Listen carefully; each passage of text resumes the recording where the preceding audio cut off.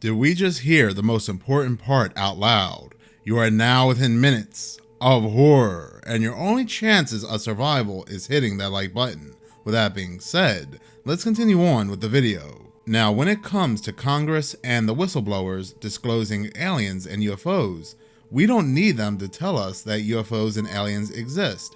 We already know that they do exist, because we cannot be the only ones, this only intelligent life form in this vast universe, in this vast, mysterious thing we call life. Whether these aliens come from outer space, whether they're interdimensional, we can't be the only life forms on this planet or in this universe. So I don't really care what Congress or the government reveals, but what I do care about, and what people should be aware about, is Project Bluebeam. Now, Project Bluebeam is basically a fake staged alien UFO attack, where it's going to be so bad all the world's governments will unite, and there will be one world religion, and we're going to see all these fake holographic AI messiahs in the sky. And the one messiah we all will have to worship will make it all go away, and this fake AI holographic messiah will be the new ruler of this planet, and they will usher in new laws, pretty much making Earth a totalitarian state. Now, this is all revealed by Serge Bonas, who after revealing this said he was being harassed by the government, him and his family, and then in 1996, he mysteriously died of a heart attack. And make no mistake about it, Project Bluebeam has been in the works for a long time. Even Ronald Reagan said we would all put our differences aside and unite if we were attacked by an outside force, an alien. Perhaps we need some outside universal threat to make us recognize this common bound. I occasionally think how quickly our differences worldwide would vanish if we were facing an alien threat from outside this world. And yet, I ask you, is not an alien force already among us? What could be more alien to the universal aspirations of our peoples than war and the threat of war? And even on the UN's website, the United Nations website, they said by 2030, they want a transformative world. They want us all to unite.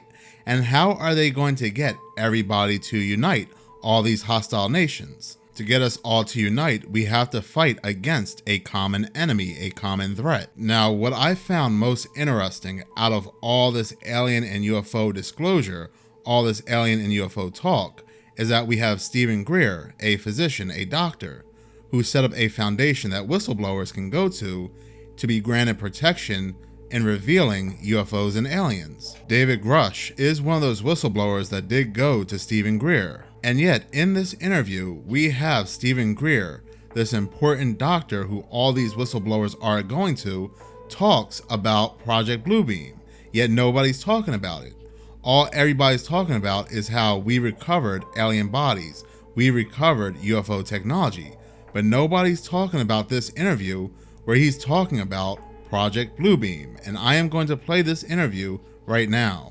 When you spoke to the general or to any of the people who were either eyewitnesses or part of the retrieval team, who actually saw the ET, whether it was the one that passed or the one that they captured alive, are the images that we see of aliens accurate? Are they these short creatures with huge heads, big eyeballs?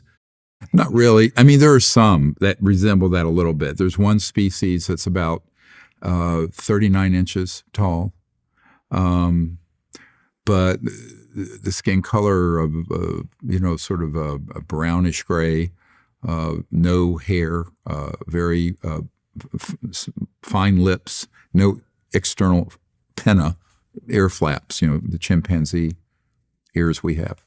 They don't have those. They just have an opening. And there are others that are much larger.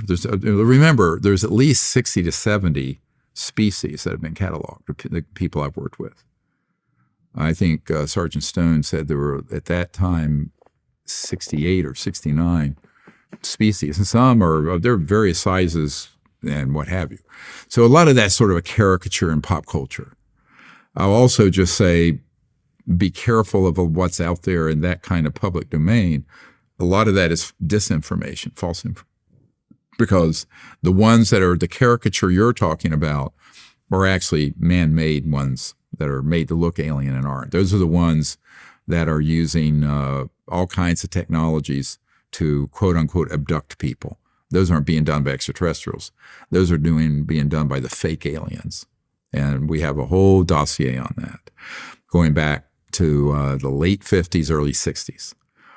The Betty and Barney Hill case everyone's heard about, that was one of our anti-gravs with some good stagecraft, making it look like an aliens abducted that couple. Absolutely. Now, why would that happen? Is because there's a certain rogue element that want to create the specter of a threat from outer space. Because really what they want to do, they want to create a global totalitarian superstate where the people are united against some alien threat. And that is the big, super big picture that people need to understand. It's why I would say 90+% of everything out there on this subject is some type of disinformation that's being curated for its what's called psychological warfare value. It's a complex problem. And actually, that agenda started in 1953 at least. I have a document from a sitting CI director, General Walter Bedell Smith. And CI Director Smith in 53, in a document we acquired, describes to the Psychological Strategy Board of the CIA the psychological warfare value of the UFO subject. And then there's a colleague of mine, Dr. Jacques Vallée, who was sort of like his work became the sort of inspiration for the movie Close Encounters of the Third Kind that Steven Spielberg did. And he won't release this because I think he's been threatened, but it's a CIA document from 1985 where it describes the CIA conducting alien abductions in Brazil and Argentina on poor people in remote areas using man-made UFOs that are these anti-grav devices and specialized things that look like an alien, but it's actually a robotic, a very advanced sort of device, to advance this agenda of fear. And it actually says in the document the exact words from 1953 for its psychological warfare value. Because here's the question.